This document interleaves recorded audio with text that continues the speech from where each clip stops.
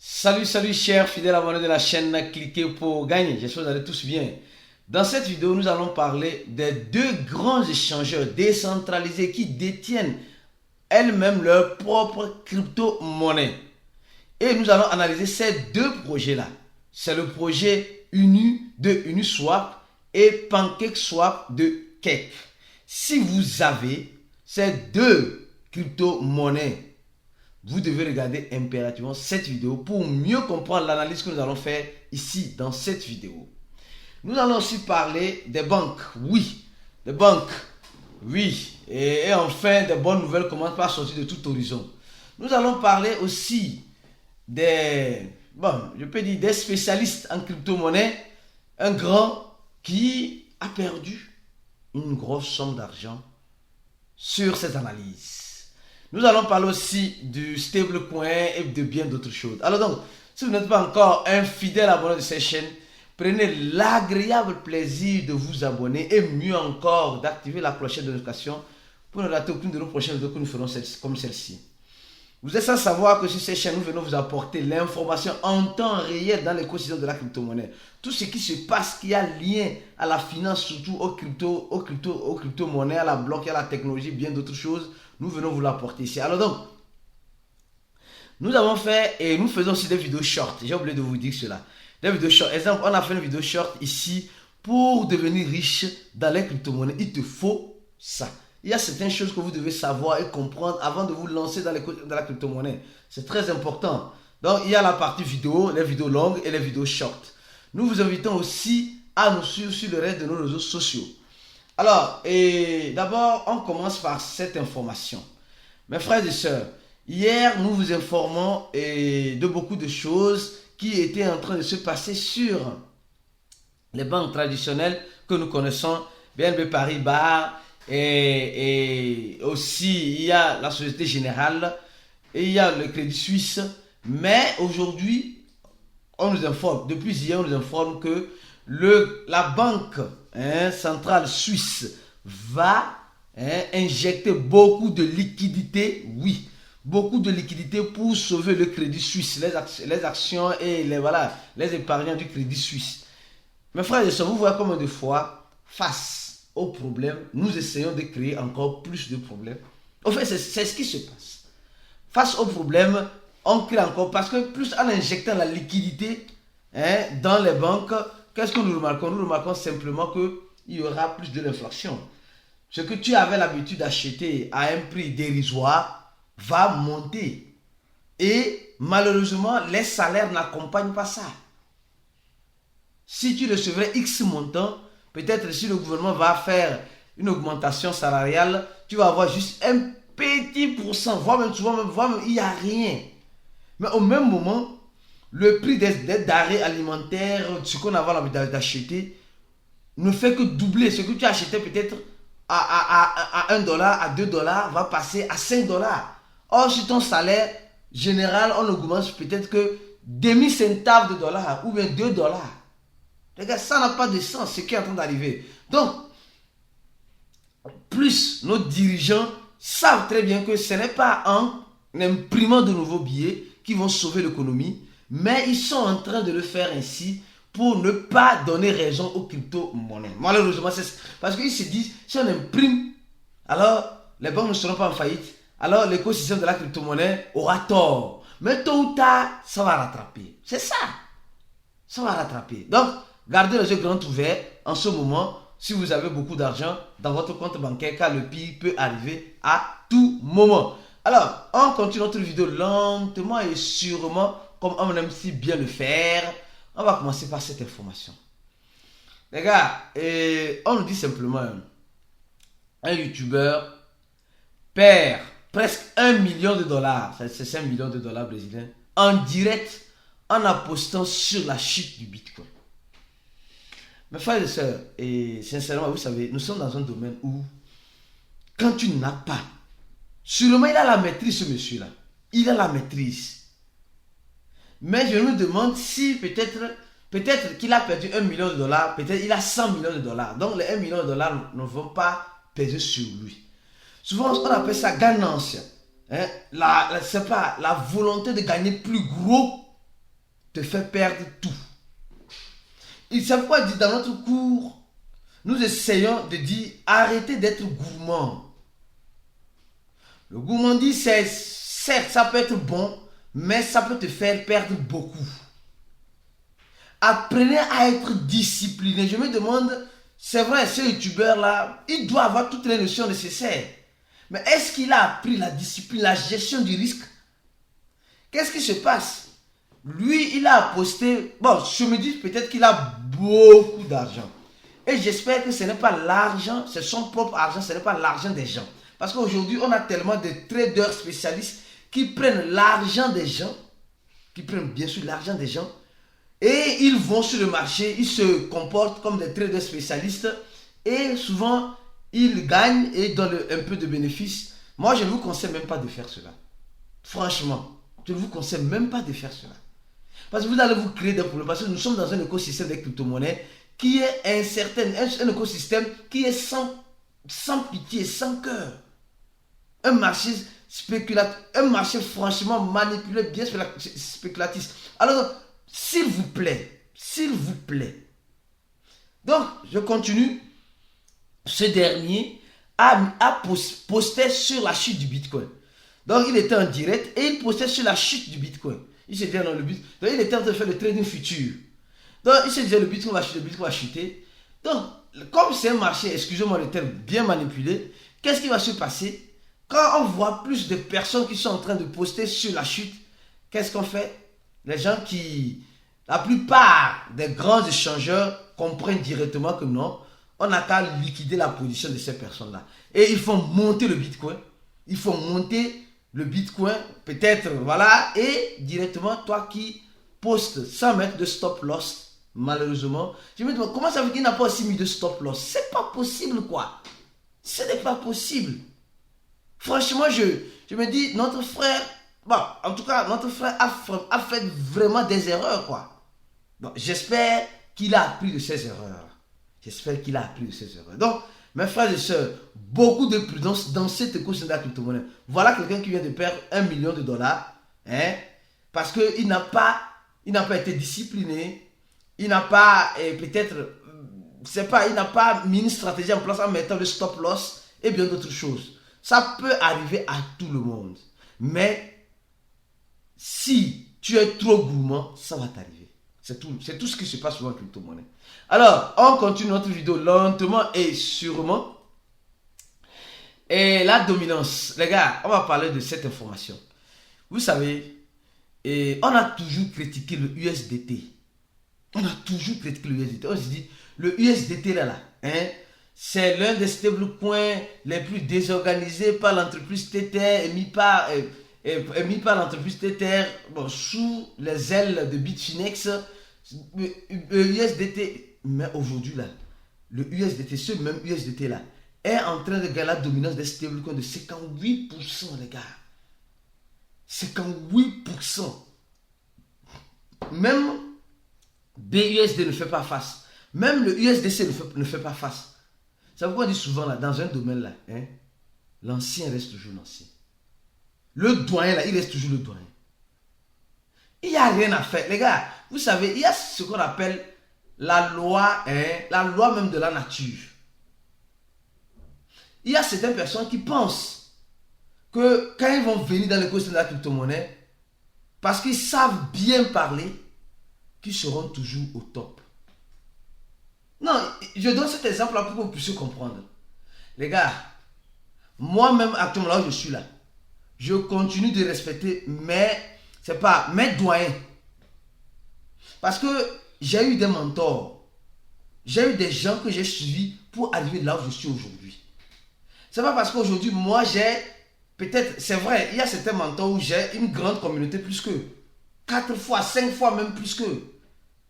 Mais je continue de les respecter. Car c'est grâce à eux que je suis arrivé là où je suis aujourd'hui. La loi de la nature, les gars. C'est pas parce que on a racheté plusieurs personnes dans les placements d'investissement sur ces chaînes. Aujourd'hui, ces personnes se jouent des experts incontournables. Les gars, un doyen reste un doyen. Il n'y a rien à faire. Donc, le USDT là, Le USDT était le premier stablecoin qui a vu le jour dans l'écosystème de la crypto-monnaie. Le premier. Et les autres sont venus, ils ont fait du tapage, le USDC, le BUSD et le GUSD, je ne sais pas, tout le monde a fait des tapages. Le Tether USDT, bien qu'il ait critiqué, il est resté dans son coin. Aujourd'hui, le temps nous donne raison. Tout le monde revient. Oui, c'est comme si plusieurs personnes qui nous avaient critiqué, nous on ne comprend rien, on ne comprend rien. Aujourd'hui, tous ils sont en train de revenir pour se réabonner à ces chaînes-là. Pour avoir des bonnes informations parce qu'ils ont fini par comprendre que c'est ici que les vraies choses se passent. C'est comme cela, les gars. C'est comme cela. Le USDT, de toute façon, on veut le faire tomber, mais depuis des années, il est toujours serein. Je dis bien, il est toujours serein face à ses concurrents. Et il ne met pas sa bouche dans... Non, il est toujours serein. Serein même. Alors, on va faire une pause publicitaire, les gars.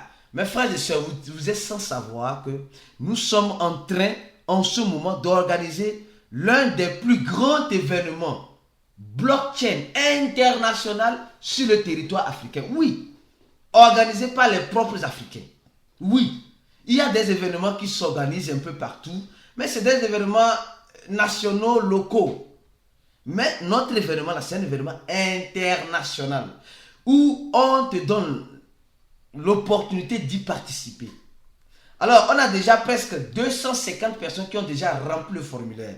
Cet événement aura lieu au Bénin du 15 au 16. Et les prix d'entrée sont de $100, donc ce sont 5 000. Et on a déjà plus de 200, presque, on va arriver à presque 300 personnes. Mais je tiens à vous informer, si vous voulez participer, vous pouvez bien sûr participer venant de partout dans le monde entier. Car c'est un groupe, je peux dire, ça rassemble les investisseurs venant de divers horizons qui sont passionnés de cette technologie de la blockchain. Alors si tu étais aussi un passionné de cette technologie, tu pourras remplir ce formulaire. Et je tiens à vous informer, bientôt nous allons donner la date de fermeture de ce formulaire-là. Quand on va fermer ce formulaire-là, donc ça veut dire que même si tu as des milliards de dollars que tu veux venir là, tu ne pourras plus venir. Même si tu doutes, si tu viendras pas remplir le formulaire-là en attendant. S'il arrive que tu as la possibilité de venir, alors tu viendras. Si avec tu n'as pas la possibilité, on se dit à la prochaine. Alors, deuxième information rapidement, avant de commencer de parler de PancakeSwap et Uniswap, c'est notre cours, les gars. Notre cours est toujours disponible. Les gens qui pensent que les gens ne s'inscrivent pas, peut-être c'est toi qui ne vas pas t'inscrire. Regarde, à chaque jour que je fais mes vidéos là, on a commencé avec 100. Il y a de cela quelques mois. On est déjà à 1041. Donc il y a plus de 1000 personnes, je crois, on a déjà dépassé le cap de 1060 parce que dans la liste, il y a certaines personnes qu'on a ajoutées de façon manuelle. On a déjà dépassé 1060, presque on va arriver à 1100 bientôt.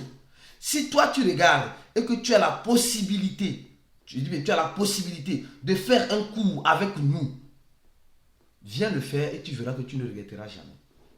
Ça ne sert à rien d'avoir assez de crypto-monnaies et de ne pas avoir la bonne stratégie. Tu vas toujours et toujours perdre de l'argent sans comprendre pourquoi tu perds. Viens, on va t'expliquer pourquoi tu es en train de perdre de l'argent. Sincèrement, si tu n'as pas la bonne, si tu n'as pas la discipline, tu n'as pas les stratégies nécessaires, surtout la règle de 3 que nous appliquons, tu vas toujours perdre de l'argent en croyant que tu es en train de gagner. Jusqu'à ce que tu ne t'en rendes compte, tu as vidé ta banque et c'est fini. Tu n'as plus rien concrètement en crypto-monnaie. Ou tout ce que tu as acheté, ça ne fait que partir à l'eau. Tu ne sais pas comment réorganiser ton wallet. Viens, remplis ce formulaire-là et on va t'aider afin que tu puisses être rentable. Tu puisses être un investisseur rentable dans l'écosystème des crypto-monnaies. Alors, mes frères et sœurs, on va parler de Uniswap et PancakeSwap. Mes frères et sœurs, avant, il y avait une chose. Uniswap, c'est le DEX, l'échangeur, le DApp, l'échangeur décentralisé du réseau Ethereum. Donc, ils sont sur le réseau Ethereum. Et tous les tokens sur le réseau Ethereum sont listés presque là-bas. D'accord? Et PancakeSwap, on va faire comme ça, vous allez comprendre. PancakeSwap est un échangeur décentralisé qui est communément utilisé sur la blockchain Binance Smart Chain. D'accord? Elle est communément utilisée sur la blockchain Binance Smart Chain. D'accord? Donc, chacun était sur une blockchain bien différente. D'accord? Alors, on continue. Regardons très bien. Uniswap est venu avec un airdrop. Un airdrop de 400 airdrops pour les gens qui utilisent, je crois, le MetaMask ou quelque chose comme cela, je ne me rappelle pas trop bien. Et elle a distribué gratuitement 400 UNU. Moi, j'avais reçu à cette époque-là aussi 400 UNU. Et ça avait fait du FOMO.